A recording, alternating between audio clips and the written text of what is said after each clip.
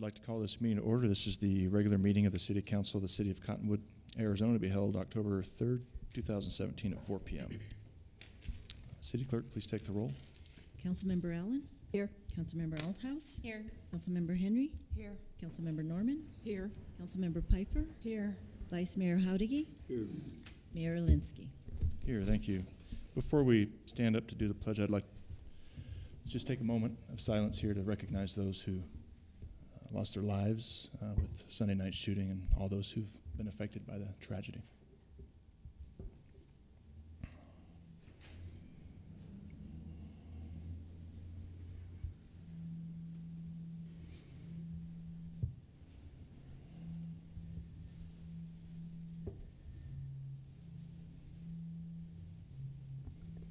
Thank you. There's no noise in these microphones. They tend to hum a little bit. Please stand and join me in the pledge. I pledge allegiance to the flag of the United States of America and to the republic for which it stands, one nation, under God, indivisible, with liberty and justice for all.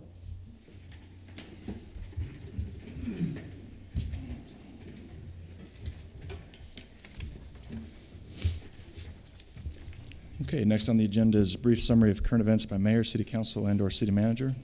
Public body does not propose, discuss, deliberate, or take legal action on any matter brought up during this summary unless the specific matter is properly noticed for legal action. Does Council have anything to share? Yes, sir. I attended the badge pinning for the advancement of fire personnel Larry Dawson, Tim Wills, and Troy Hoke to the rank of battalion chief. Very nice ceremony. It was really touching to see the wives and children, their daughter. One of them had their daughter pin the badge to him. So it was very touching, and most of the council members were present to that.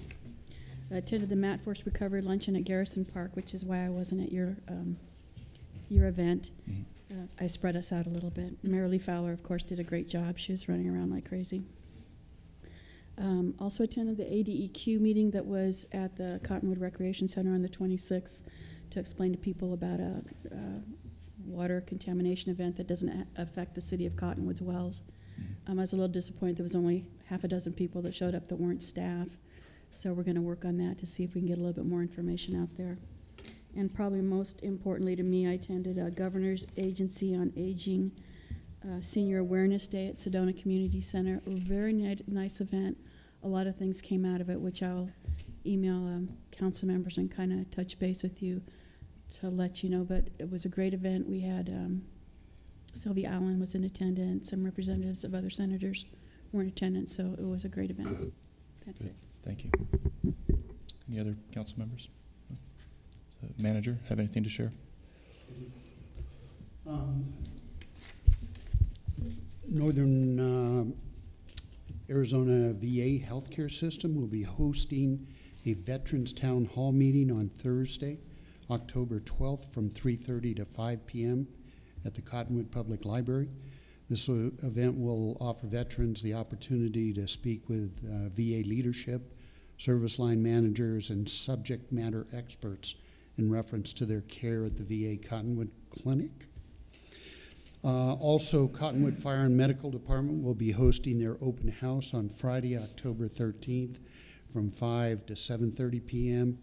Stop by for some food, station tours, and live fire demonstrations.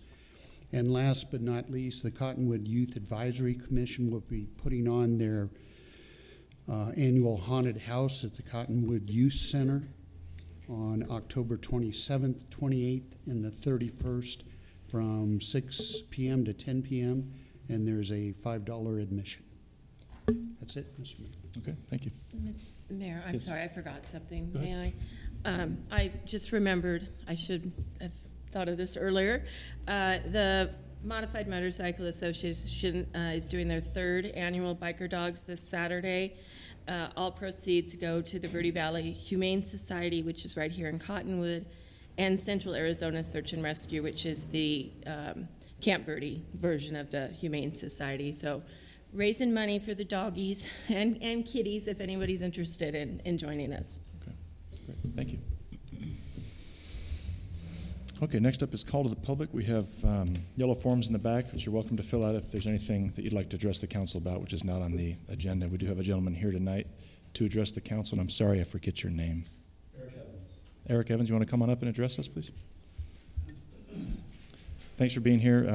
Comments regarding items not listed on the agenda are subject to 5-minute time limit. So.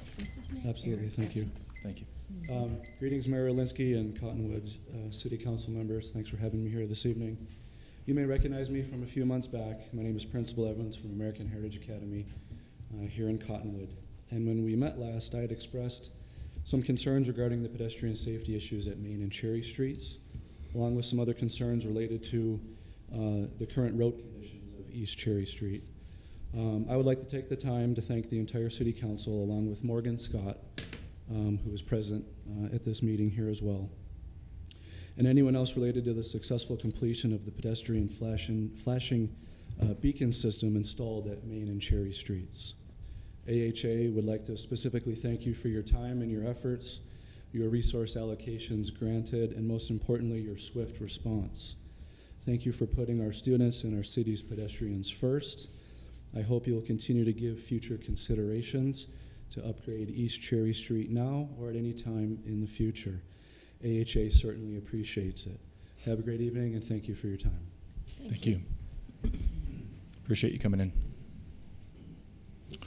Okay, next is approval of minutes from the work session of August 8th, 2017, and regular meeting of September 19, 2017. I do have one correction. Sure. On the August 8th minutes, page 15, the first word is Angelus, and it's spelled Angles. Okay. That's it. Everything else is amazing. All right, good catch.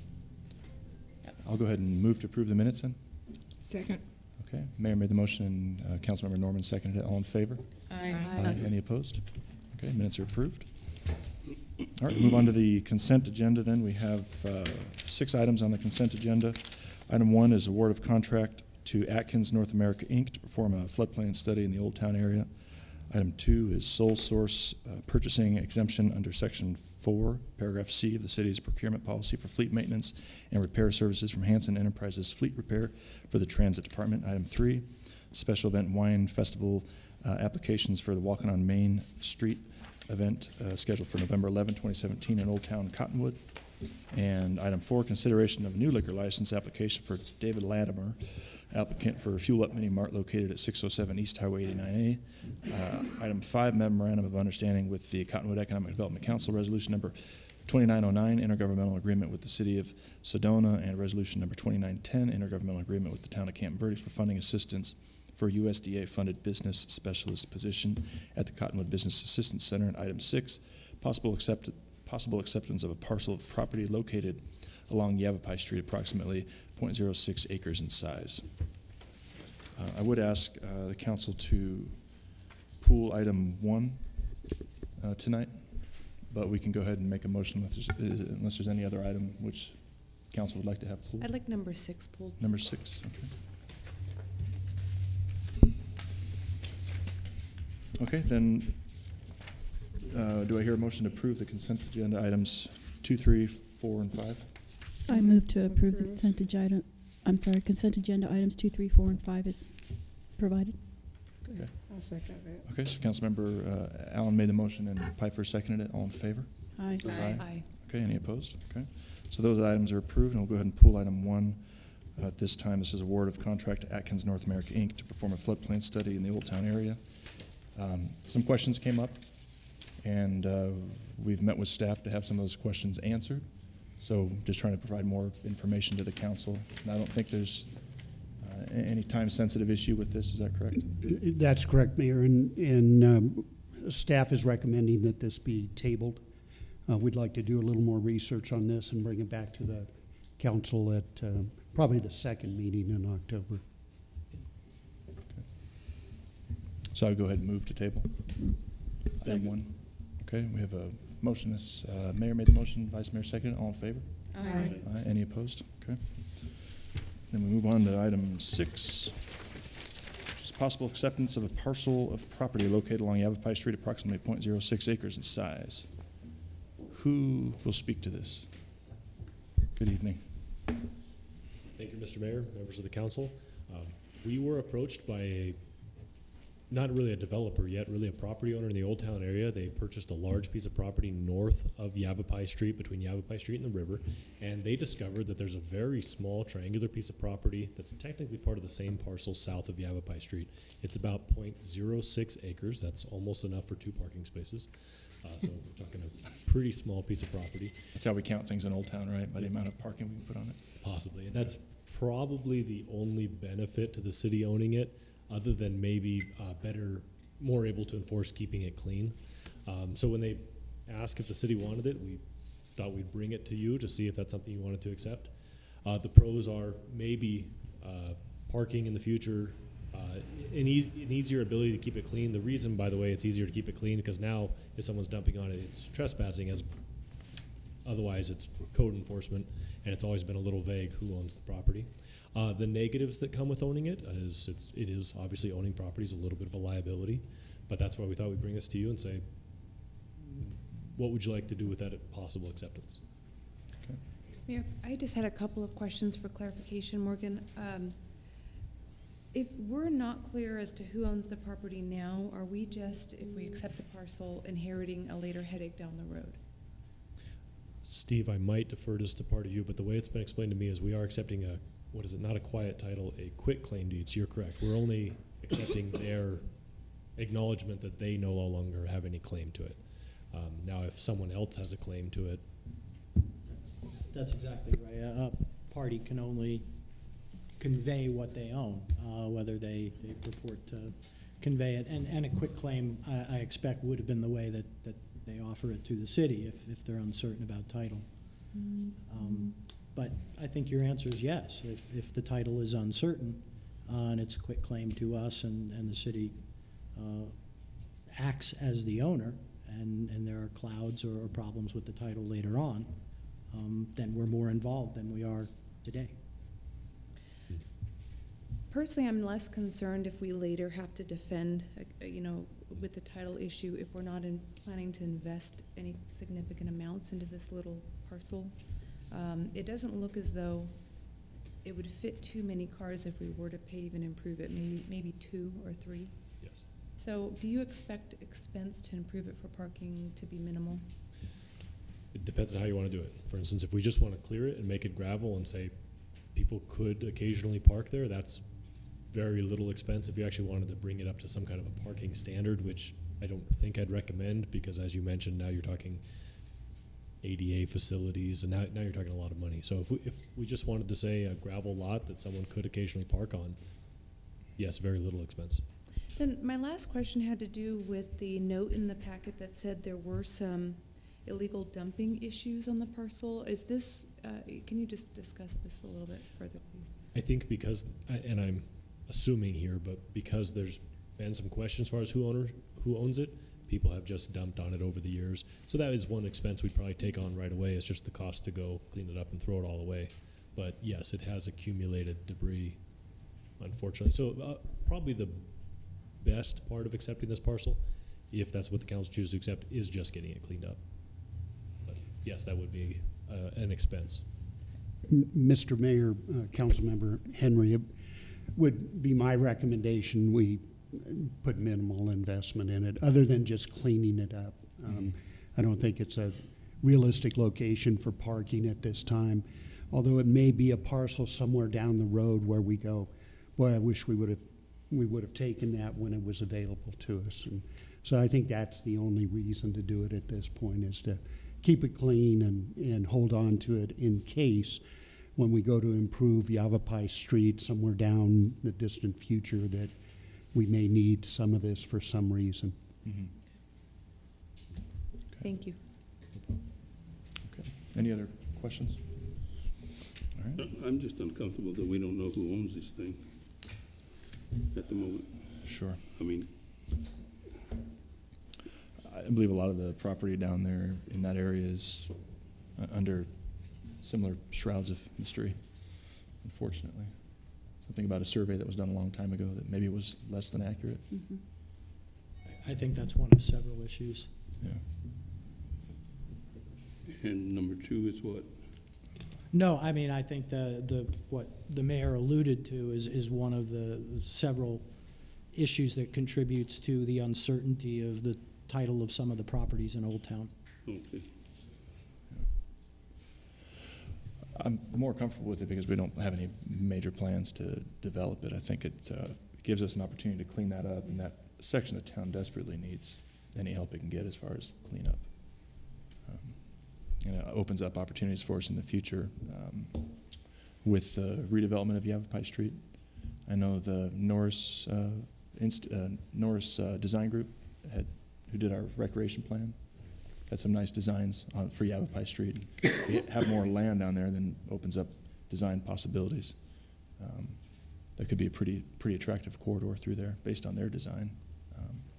So I think any property we can get is a benefit to us.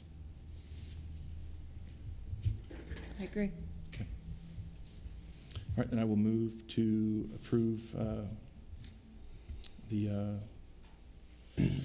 assessor's parcel number 406-36015L from the Green Family Trust. Yeah. Second. Okay. Mayor made the motion, and I did. Aldhouse seconded. All in favor? Aye. Any opposed? Opposed? Aye. Okay. Very good. Thank you. Okay. Mr. Mayor, Oh. we still have a couple of resolutions Okay. to read from consent. Thank you. Yes. City Clerk, please read resolution number 2909, 2910, and that's it, right? Right. Okay. Resolution number 2909, a resolution of the Mayor and City Council of the City of Cottonwood, Yavapai County, Arizona, approving an intergovernmental agreement with the City of Sedona to provide funding for the Business Assistance Center Business Specialist. Resolution number 2910, a resolution of the Mayor and City Council of the City of Cottonwood, Yavapai County, Arizona, approving an intergovernmental agreement with the town of Camp Verde to provide funding for the Business Assistance Center Business Specialists. Mr. Mayor. Okay, thank you. All right, new business. First up is interview of applicants for the open seat on the Historic Preservation Commission, and I believe I need to step down for this item. So I'll have the Vice Mayor step in. The reason being I chair the commission, and I was on the selection committee, so I was able to already score the applicants. But in this process up here, I must step down, and you as well. And I must step down because I was on the committee. Okay, I'll join you. Okay. So I have a question. After he's already stepped down, maybe you can edify me. Because the mayor didn't step down when we interviewed Mr. Matthews. Was this a different situation? You didn't recuse yourself when we interviewed Mr. Matthews. That's why I'm asking. Please. I just wanted to see if there was a difference in the situation. Yeah, it's a good question. So did we interview him, or was he filling a seat? Same thing we're doing with her. You've only got one applicant, or do we have more than one? We have more than one applicant. Oh, in this okay. case. I'm sorry. But that's a good question that should be. Yeah, I don't know that the question was put to me in Mr. Matthews' case. I know when you asked me if you should step down because you scored in this process, I said, yeah, that's our practice. Right. Yeah, memory doesn't serve me right now. Did we score him or just? We just interviewed him. We okay. We just all interviewed him. Okay. In that case, then. Well, was there a recommendation from? So you didn't take part in an earlier screening process then? No. That's all I want to know is that So that's the cool. distinction. Okay. So that we're consistent. I just want to make sure. I get it. Yeah. Yeah, I think I didn't want to double dip on the voting up here, so that's why I'm stepping down now, right? Thank you. Okay. Thank you. Just remember that. Good evening, Council. Due to the resignation of Jill Clark, we have one partial term of the Historic Preservation Commission open, which expires March 22nd, 2020.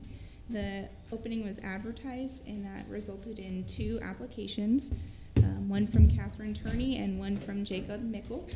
Both applicants are here this evening for you to interview. They've already been scored by the Applicant Review Committee, which we just established that. I referenced our ordinance and our municipal code that outlines the requirements of this committee or commission. However, both of these applicants meet the minimum criteria for this position. So with that, both of your applicants are here for you to interview. So Amanda, the address was redacted on one. You verified, verified both live within City of Cottonwood city limits. I put this in. Okay, thank you. Just, we want to be consistent. Yes. Okay, anything else to clear up before we have the interviews? Good. Yes, ma'am. Yes, ma'am, please. Hello, my name is Catherine Turney. So Catherine, we're going to ask you some questions. Sure. We usually do this in the order I think Vice they were Mayor's gonna do it. received. Usually, but. Yeah, we usually do it in the order they're in the packet. Okay, well, I was playing with my packet, so. Oh, okay. It's no big deal. We'll switch. Okay. Are we ready? Yeah. Okay. So the first question is, please tell us why you wish to serve on this board. Well, actually, it's a commission. Well, first of all, I should tell you I am an archaeologist, and I have a deep belief in historic preservation and really just making sure that things are left for the future people. That was a really horrible answer, but You're fine. Okay, the second question is, what are your specific qualifications for this board, for this commission? well, I received my bachelor's from University of Arizona in archaeology. I have my master's from Northern Arizona University in archaeology. And I'm currently a student at the University of Oklahoma in Indigenous Peoples Law. So those are my educational qualifications. However, I've been a field archaeologist for about 8 years. It's my second career in life. And while I don't know everything, I sure think I'm qualified to maybe help with everything here. Very good, thank you. Third question is, what do you hope to accomplish during your appointment? Well, I would certainly hope that we could continue to promote the Historic Homes Tour, but also I would like to see more citizens who have historic homes here in town to recognize the benefits of taking advantage of some of the federal programs as well as the programs that the city offers. Very good. Okay, I think that was the Does she have any questions? the last questions. Yeah. So, do you have any questions for us? I don't really. I was kind of taken by surprise by this kind of meeting, but it's the first time I've ever had an interview like this. Was it fun? I would say it was interesting, and certainly I see smiles around the room, so I don't think it's all too bad. Very good. Oh, we don't have a category for that, but I'd score that pretty high. Thank you. Thank you. Thank you. Okay. I apologize for going backwards to Mr. Mickle, but you know, when you play with your paperwork, that's what happens. Come on up. Okay, Mr. Mickle, we ready here? I'm ready. Okay. So please tell us why you wish to serve on this commission. That's a good question. I think it's a couple of main reasons. I'm a Cottonwood native, so it allows me to give something back to the community. It's a way that allows me to volunteer. I've been looking for some way to volunteer in the community for a while, and nothing really felt like it quite fit perfectly.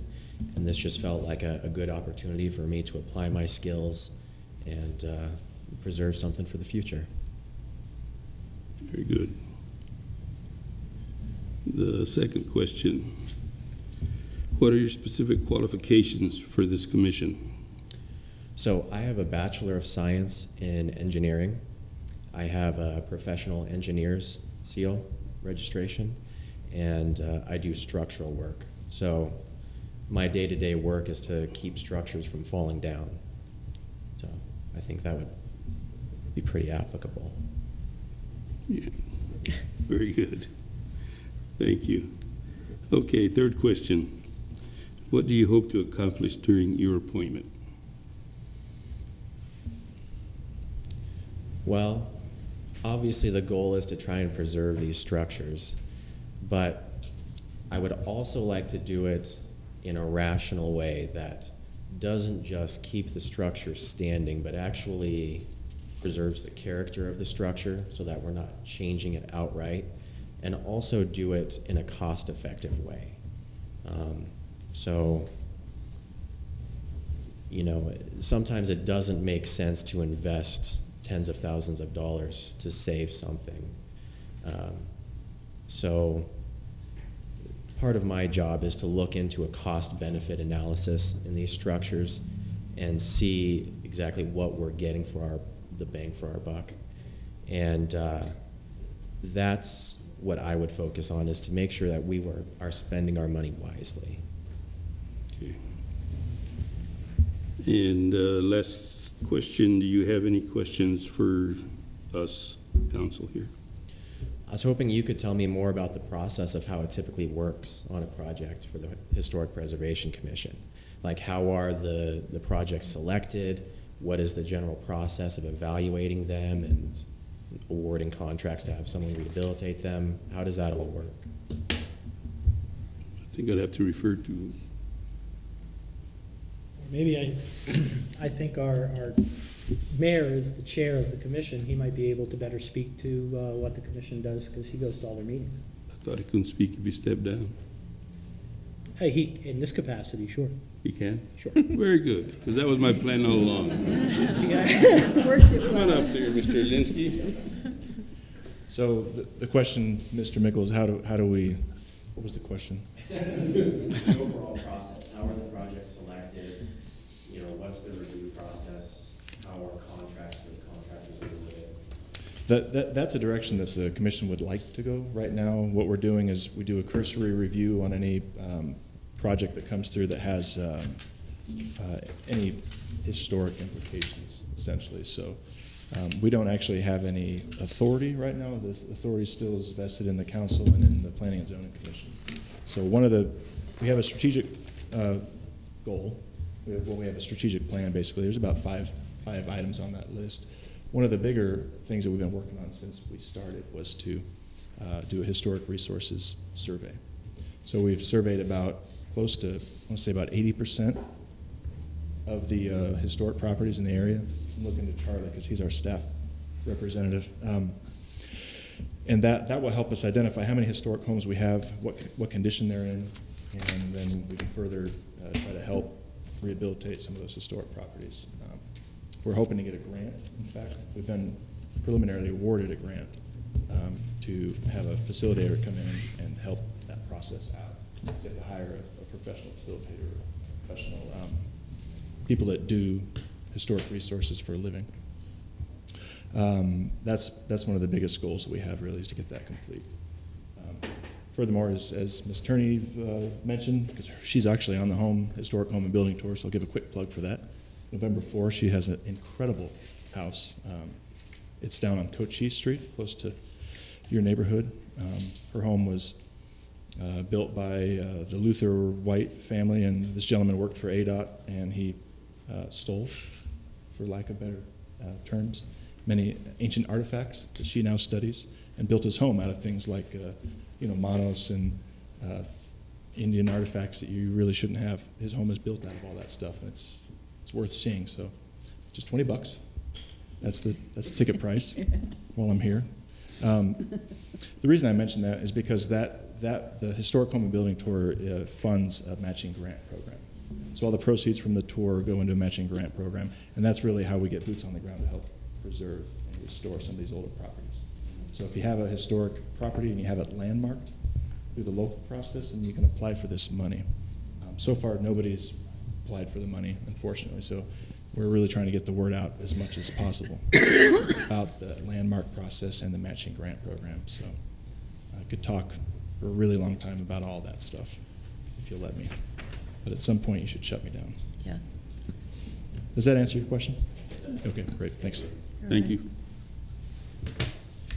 That's all of my questions. Thank you. Yeah, that Thank was you. a good explanation. Okay, the applicants will be scored and then notified of their appointment. Okay, yeah. See? Okay, thank you. Actually, Vice Mayor Howdegate, after the interviews are conducted, the council usually makes an appointment at the following council meeting. And I think our So next that'll one be is week after October next. 17th. Yeah. Thank you.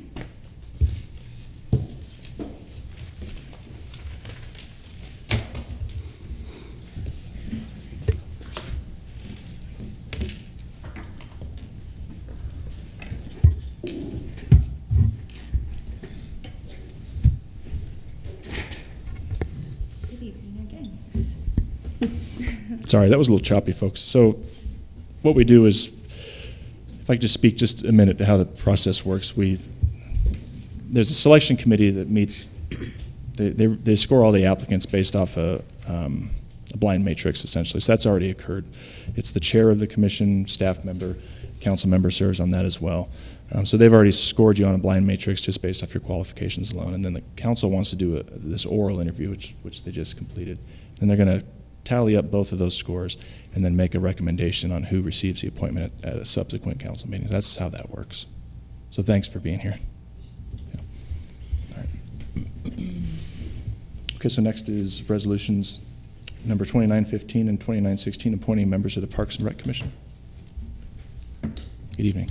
Again. Good evening again. Last council meeting, you interviewed 3 applicants for the Parks and Recreation Commission, and upon tallying up the scores, we have 2 top scorers.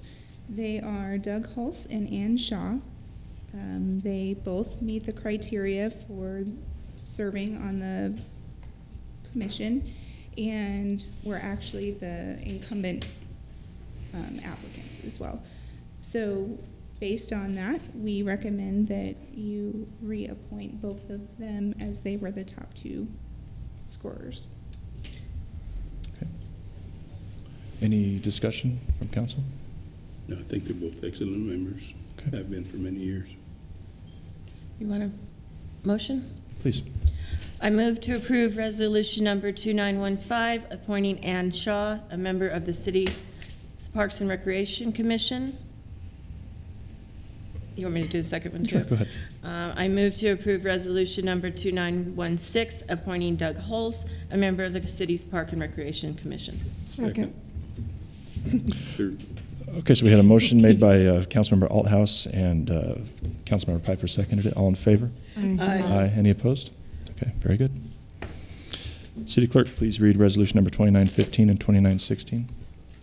Resolution number 2915, a resolution of the Mayor and City Council of the City of Cottonwood, Yavapai County, Arizona, appointing Ann Shaw, a member of the City of Cottonwood Parks and Recreation Commission, and establishing her term of office.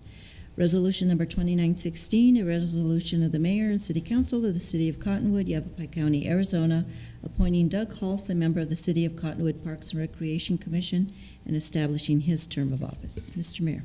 Okay, thank you. Okay, last on the agenda here is a proposed amendment to the city's agreement with the Yavapai Broadcasting Company, Verde Valley TV, for the operation and maintenance of local government access channel 2 and 56 and related programming to provide Yavapai Broadcasting Company with financial support for these services. Mr. Bartosh. Mr. Mayor, council members, this is an item that the council heard about on at the work session on September 12th, and as you indicated, it's a request from Yavapai Broadcasting to obtain some type of subsidy in support of the broadcasting they do for the city. This was a undertaking that's been going on for 9 years now, and the original version of this was that we had hoped that through advertising revenues it would support the costs of providing this broadcasting. And after 9 years, what we found is that it's not supporting the costs of the programming, and in fact, Yavapai Broadcasting has been contributing or losing actually several $1,000s a month to continue the programming. They've come to the city with a request for $42,000, and based on the council's review at the work session, there was a request for what it would cost to do it in-house, and then what are other cities doing, and doing a cost comparison with other cities as well. And I think what you'll see from the comparison sheet that's inside the council communication, our initial cost for the first year would be around $124,000, with a continuing cost of $72,000 per year, and that would be based on a full-time employee. Now, there's a possibility that we could reduce that with a part-time employee as well, and try and fit it, make that schedule work. You can see Prescott, they contract with somebody who's got a public access channel, which is different than a government access channel, and then a public access channel is open to anybody who wants to get on there, although in this case they'd probably have to pay in some fashion to be able to get on that channel. Their annual cost is $87,000. Camp Verde, who just uses a digital camera and then posts it on their website, you know, their total annual costs are just the staff time and the film. You know, their coverage area is limited to whoever gets on their website and is interested in seeing that, and certainly probably not the quality of broadcasting or filming that we get. Sedona, they've contracted with Swagat, which again is it's an internet-based program, although they do broadcast over Suddenlink as well. They paid $25,000 for equipment and $11,000 annual cost to Swagat, and all they film are just the council meetings, and they are looking at expanding that, which will obviously cost them more money. Payson, their initial equipment costs were $75,000, and they estimate annual staff time of $5,500 to do that. They film council meetings, P&Z meetings, and 2 event programs. Again, their coverage is predominantly on the website.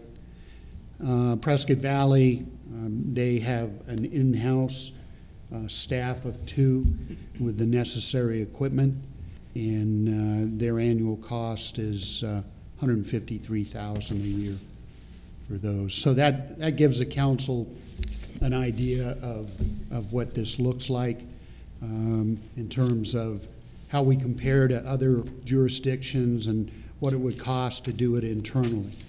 I think the other thing that as I went through this, we probably get a wider coverage than any other city, in that we're on Cable 1, we're on Channel 2, on Suddenlink, Channel 56 and Cable 1.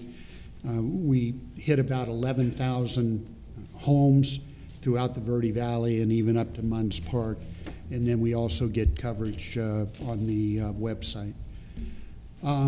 As you'll also notice in your packet, Yavapai Broadcasting has prepared kind of a proposal, which I gave to the council as well. And Jackie Bessler is here representing Yavapai Broadcasting if the council has any questions on that proposal.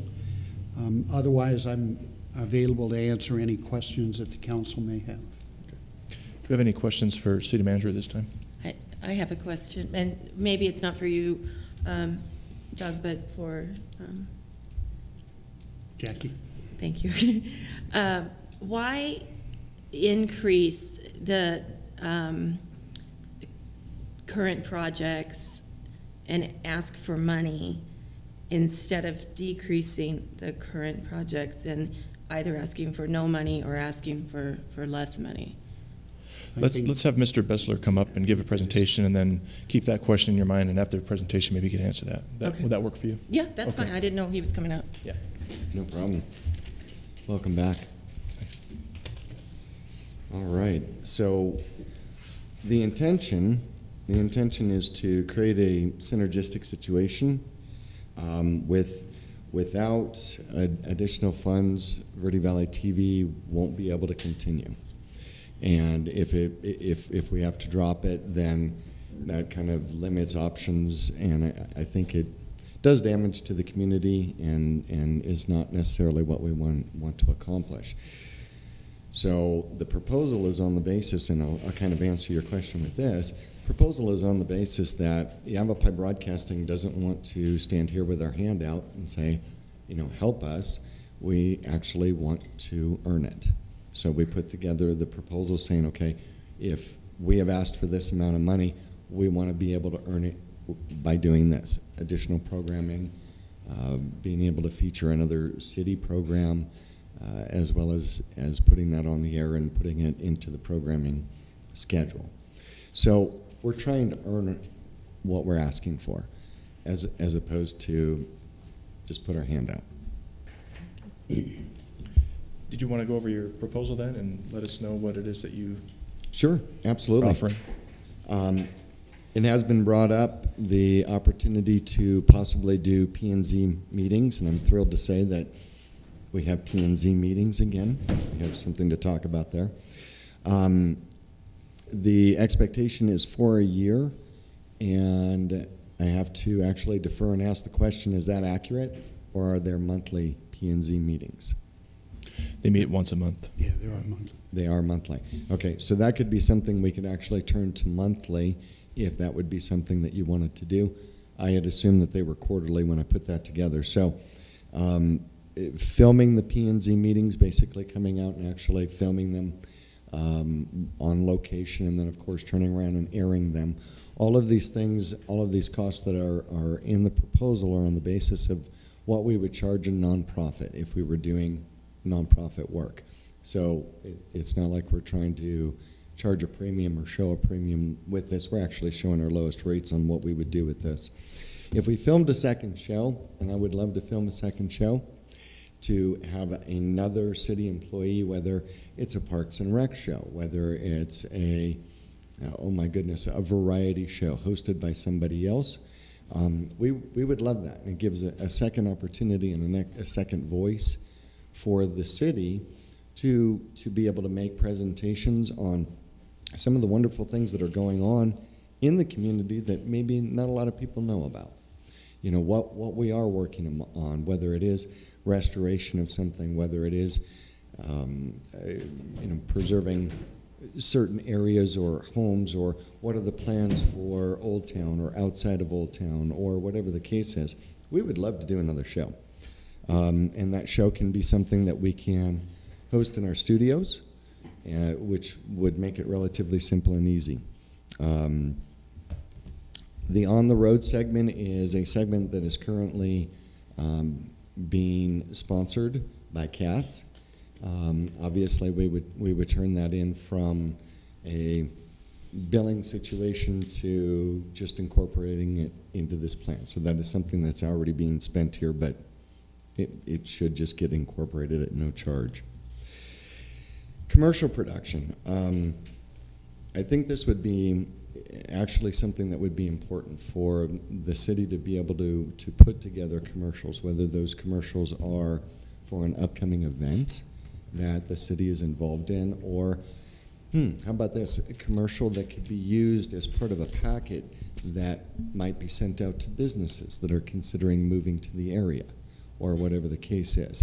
Being able to put together 30-second commercials that can be used in multiple facets, but can also be used in programming that we currently have, and be able to air those commercials in that programming, which just reincorporates the city literally in everything that we do in all the different programming, which I think is a fantastic idea. A lot of times I believe that an entity like this loses track of the power of being able to put those commercials together and being able to have them available. When somebody goes and hits YouTube, or somebody goes and searches the city of Cottonwood, wouldn't that be kind of cool if that popped up as an option for them to look at a produced commercial about the city, whether it is attracting new residents or businesses, or just making known to our own residents something that's going on. I think that has a lot of value with it. So primarily that's the focus, and that's what we can provide on a consistent basis to add to what we're currently doing as a way to earn what we're requesting. Very good. The commercial production, would that be in your studio, or would that be something that can be produced outdoors as well? That can be produced outdoors. Okay. So, you know, obviously, if we were to do something on an event that you are specifically doing, whether I'll just pick the fireworks, city fireworks or something like that.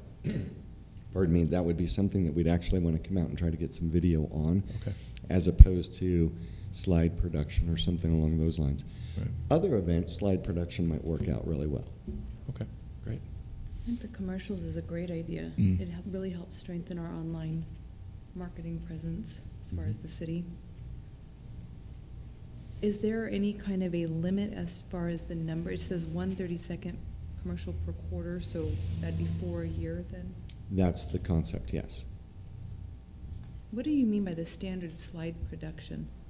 Standard slide production is a voiceover with 3, 4, 5, perhaps as many as 6 pictures that move in and out of the screen, but there is no movement to the pictures, as opposed to coming out and filming at the fireworks display and actually getting part of the crowd and the kids coming down the slide or something along those lines, which would be actual video production as opposed to a slide production.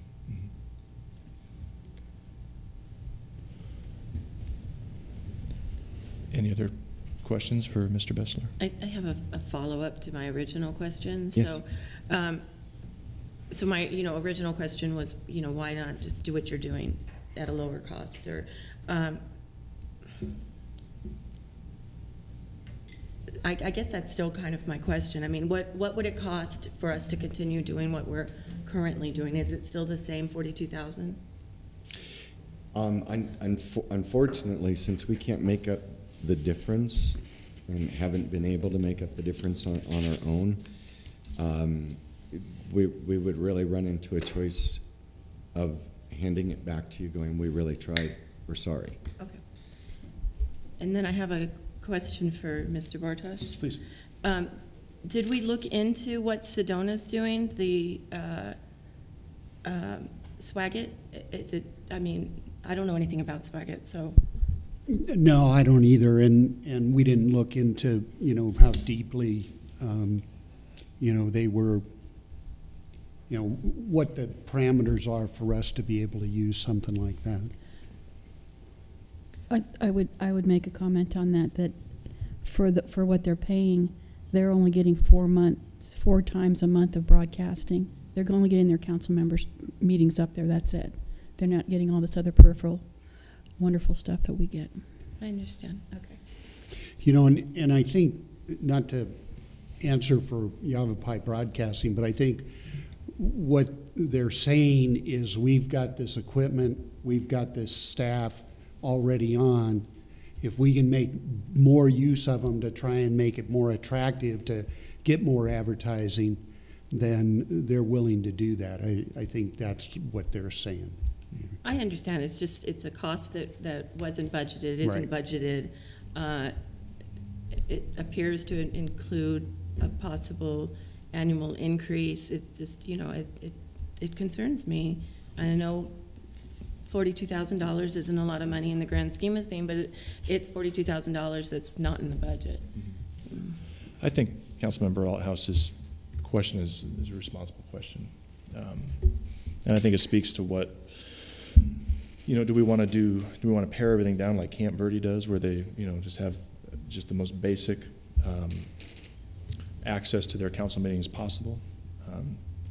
Or do we want to really try to, you know, take a fresh look at this and think about all the different ways that we can use this as an opportunity to market Cottonwood? And I think we're currently doing that through Yavapai Broadcasting, but your proposal indicates that you're willing to even offer more.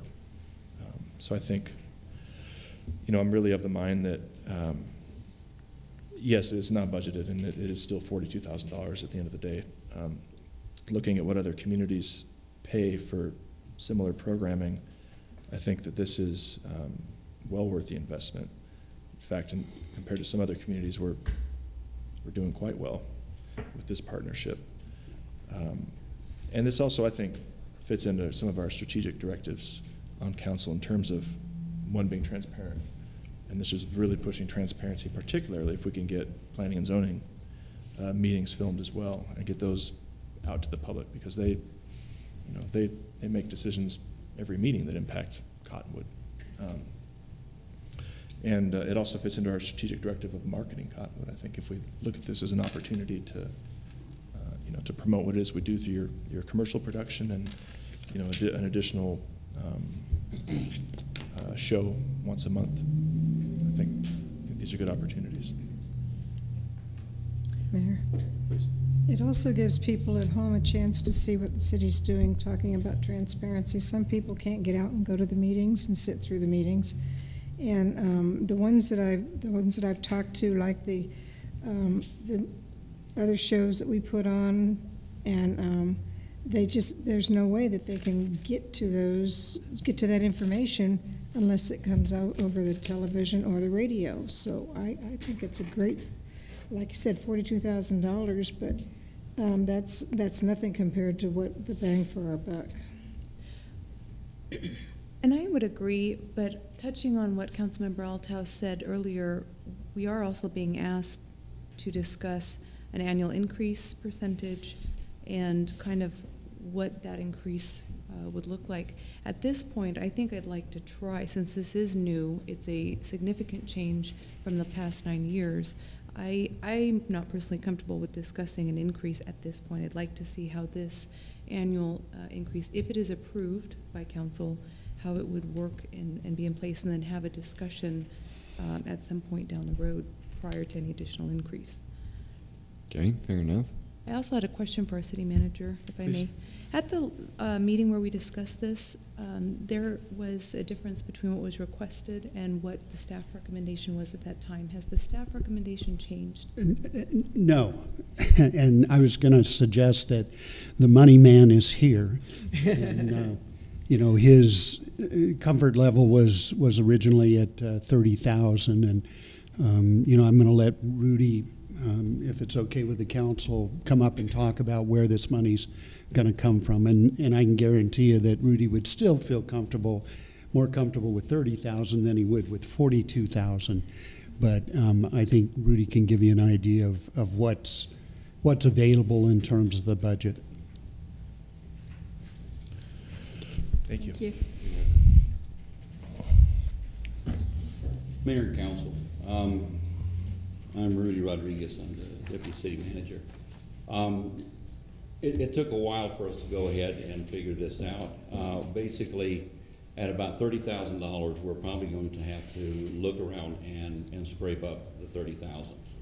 And what I mean by scrape up is we'll have to look as we go along projects that aren't going to come to fruition, and they do happen every year. We seem to project things out, and some things that we budget don't come to fruition, and we take that money back and use it the following year. In this particular case, we'll take it and we'll use it to go ahead and fund the 30,000.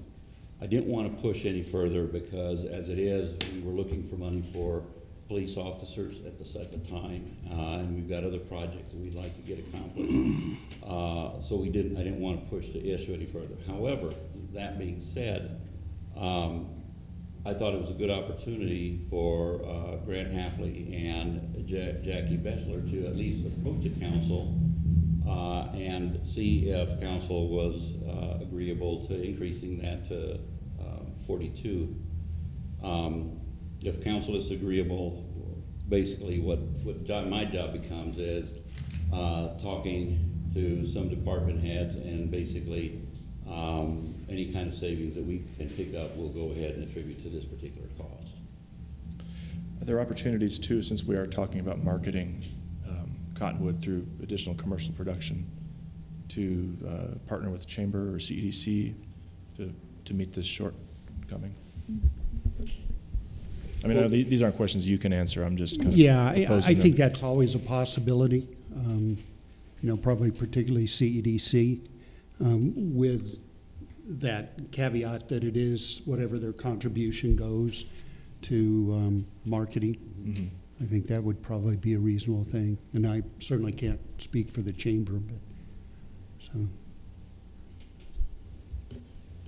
We're all looking to you. I'm a half-time employee. I understand. Mr. Mayor? But I think it's, yes. May I ask a question, please? Sure. And this is a question that I've asked before, is how many people actually watch our programs, if they have any way to track them? How many people do actually access and watch the council meetings or these other programs that the city puts on? I think that's an important fact to consider, is how many hits is the city getting on these programs? And is the public really interested in watching them? Right. I actually asked that question last time. Yeah, it was asked. 15,000, I think. It was asked. I think we'll have Mr. Bessler speak Grant to it. provided information on that.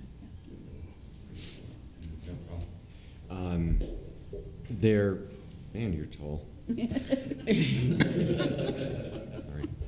That is a great question. There are 15,000 homes between Suddenlink and Cable One that have access to either Channel 2 or Channel 56. Through that, Nielsen rates television.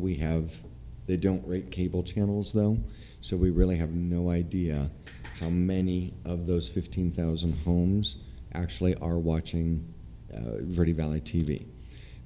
Do we know it's being viewed? Yes. Can I tell you that it's being viewed by 18,000 people or 2,000 people? No, I can't. I don't know. Now, we do know that the other segment to this is people through Verde Valley TV or myradioplace.com have access to whatever programming that we have on it via demand. We know what kind of viewership we have through that. And that can range from dozens for a particular program up to 400 or 500 for another program, depending on what the program is or what the interest is or who is on that particular show. I had made mention that when Colleen Gilboy is on a show, we have a lot more viewership because everybody knows Colleen. So it does depend. That doesn't specifically answer your question, but that's about as accurate as I can give an answer. And if I can give 2 cents as well, which I found out fairly recently, and I mentioned it the last time this was brought up, it also reaches anybody with antenna. And I know it's bizarre because I always thought you had to get on cable to get it, but I have relatives that live in the village, Verde Village, that get our council meetings on the antenna. Don't ask me how they do it, but they see me on the screen, and that's the only place I've ever been. So there are other people that we can't even bring into the equation that are getting the program. I can't answer how they do that either. I have no clue. No clue. You're getting your family in trouble. No, it's an antenna, really. Let me tell you, I am surprised. For example, just last week, my wife and I were at the grocery store, because I have to go and help her get all the good stuff. And there were actually people, and this happens quite often, that mention seeing the council meetings. And at first, this has gone on for quite a while, I'd be really surprised. I'd sit there and I'd say, really? Because I hadn't watched it, And I tried watching a few, and I'm just surprised how many people do watch that. And like I say, I don't have numbers, but many, many times I've been approached with that, So. And that might honestly be the best way to track it, is literally the number of people that do kind of mention it and kind of eyeballing, who are they, what age, where are they from, are they, that might be the best way to really kind of track it and guess. Well, I'm going to ask him next time. Good. I'm going to be your agent out there. I have one more question. Please. And this actually is for the city manager. Was there a question on our annual survey? I was just going to bring that up. Thank Okay. you. Mayor and council, just for this purpose, we have added a question to our citizen satisfaction survey about where people get their information about the city. And, it lists both the Suddenlink channel and Channel 56 on Cable 1, as well as Verde Valley Television. So once we get all the surveys in, again, not everybody fills out a survey, but we can certainly extrapolate out what the potential viewership is. Okay. And there's another potential funding source. I spoke with the city attorney about this late last week, I think, about our franchise agreement with the cable company. So I don't know anything about it. Don't know how that works exactly, but I know there are other communities that do fund public access through tax, essentially, of the cable company, but I know nothing about it. And I will look into it. Yeah. But, I mean, it's not obviously a short fix here, but it might be something that we could look into in the future. If I can add something to Please. that. When you do look into that agreement, look specifically for the amount of commercial airtime that the cable system has granted to the station to air on other stations. And if that's the case, wouldn't it be interesting if City of Cottonwood commercials ended up airing on TBS and WGN and other possible stations? I notice we do get advertisements for Channel 56 on Cable 1, on the regular cable shows. Right.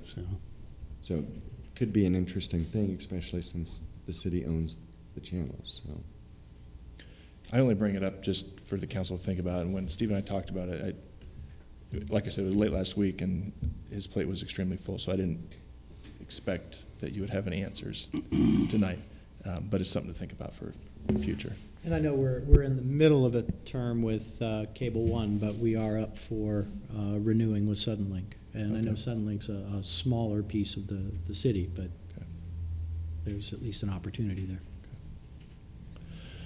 So, Council, how would you like to move forward with this?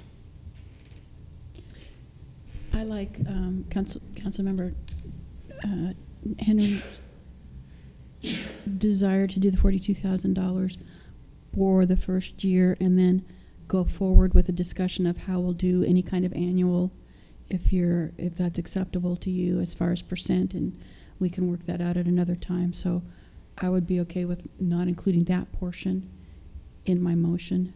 Okay. Depending on how everybody else feels. I'm okay with that. I'll even second it. Did you make That a wasn't, motion? that wasn't a motion, but I can make a Oh, I motion. thought you made it. I was waiting for everybody to make their comments if anybody else needed Yeah, to. and I'm comfortable moving forward with your proposal. But I don't want to miss out on the opportunity to bring in other partners. And I do want council to really think about how, if we do move forward with this proposal, how we can really leverage the marketing that he's offered, that Yavapai Broadcasting is offering us. And that may be by bringing in CEDC or the chamber, and really utilizing this as a more effective tool to market our community. And I think City Clerk makes a great point. How many really do watch this. We don't know. It'd be nice to have that data, but for me, it's important that people can watch it. And with all these council meetings being archived, they will always be able to watch it. And that's just a really important piece of transparency in government that I think is worth considering. Can we market it and promote it so that more people watch it? Yes, I think there's plenty of room for opportunity there. So that's really, if we do move forward with this, I'd like council to really consider ways in which we can even improve. I'm still concerned if our finance officer, or director of finance, or deputy city clerk, Deputy city manager. Deputy city manager, I'm sorry, is only comfortable at 30,000, and we're recommending 42,000. And I know at the end of the day, it's his job to find it, but we're going to be asking other areas to cut. And to me, I'm still concerned about that. The other potential partners we could approach is Yavapai College. They broadcast their board meetings, and also the county supervisors to see if they'd be interested in broadcasting their meetings as well, at least when they're in the Verde Valley. Right. So. And I hate to table this for now, but we've got here already 5 or 6 different potential partners that I think would be interested, and we could probably close that gap. But Jackie, what is the time frame as far as Yavapai Broadcasting, as far as a decision on the funding? November 30th. 2010 would have been good.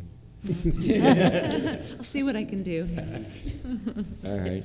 Obviously, we understand the whole situation, and you need to make your decision and make sure that you're feeling comfortable and examine every option that you've got. So, we're not going anywhere. Obviously, we don't want to string this out for too long, but, if it takes another, meeting to accomplish what you want to make sure that everybody's comfortable, obviously, we're going to be here.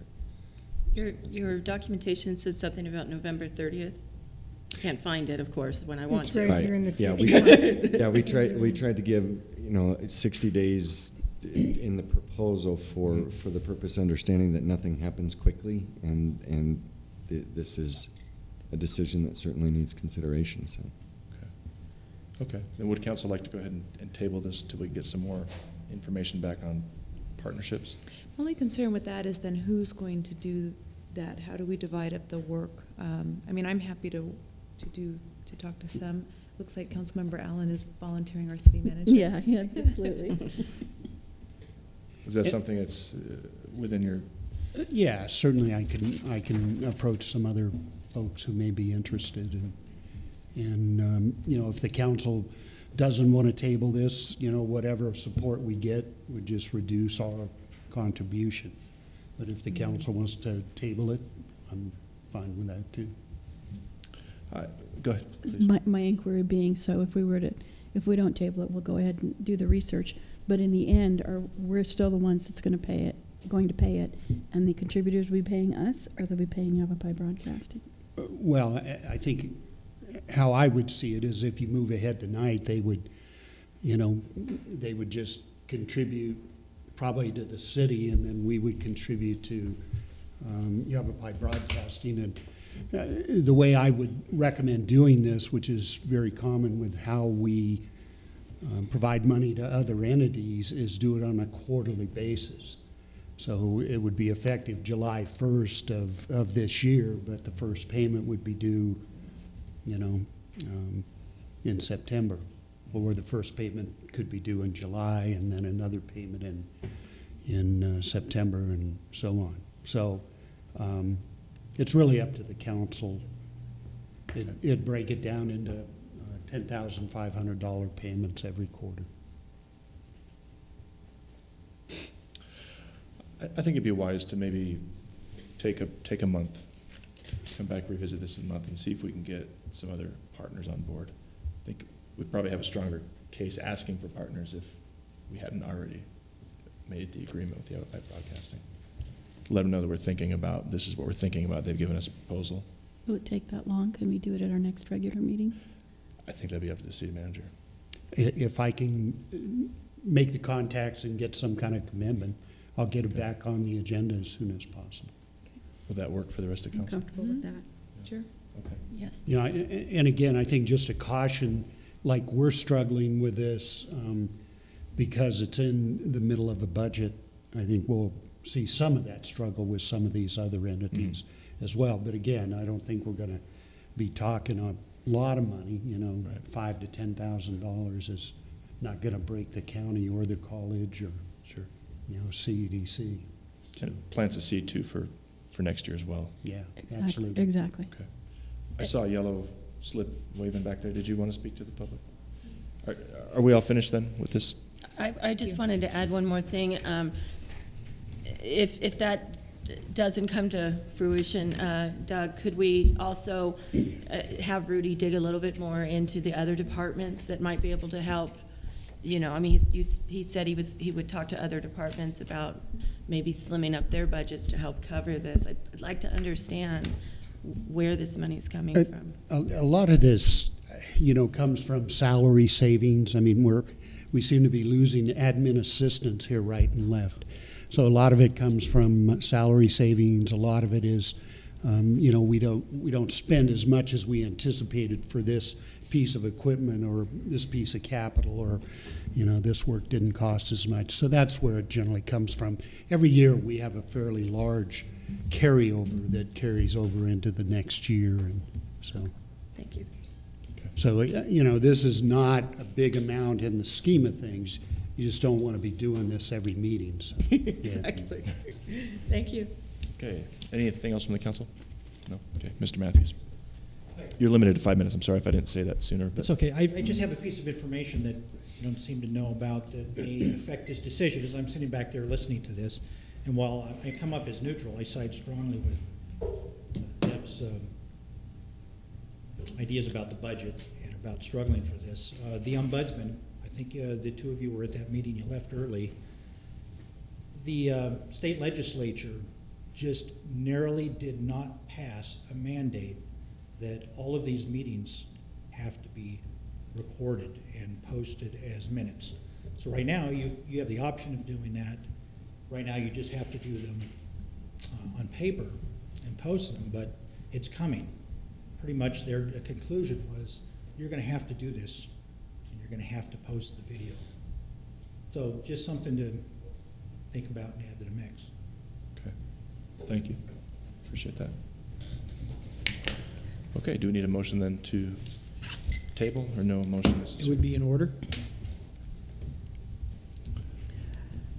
I'm going to go ahead and, if that's all right with you, go ahead and ask to table the amendment of agreement with Yavapai Broadcasting Verde Valley TV for the operation of local government access cable channels and related programming until the city manager can come back with further information. Second. Okay. Councilmember Allen made the motion and Henry seconded it. All in favor? Aye. Aye. Any opposed? Okay. Motion is approved. Thank you. And thank you, Mr. Bessler, for your presentation. Next up is claims and adjustments. Move to pay the claims and adjustments. Second. Okay, Councilmember Althouse made the motion and Norman seconded it. All in favor? Aye. Any opposed? Okay. Move to adjourn. Second. Okay. Althouse made the motion and Henry seconded it. All in favor?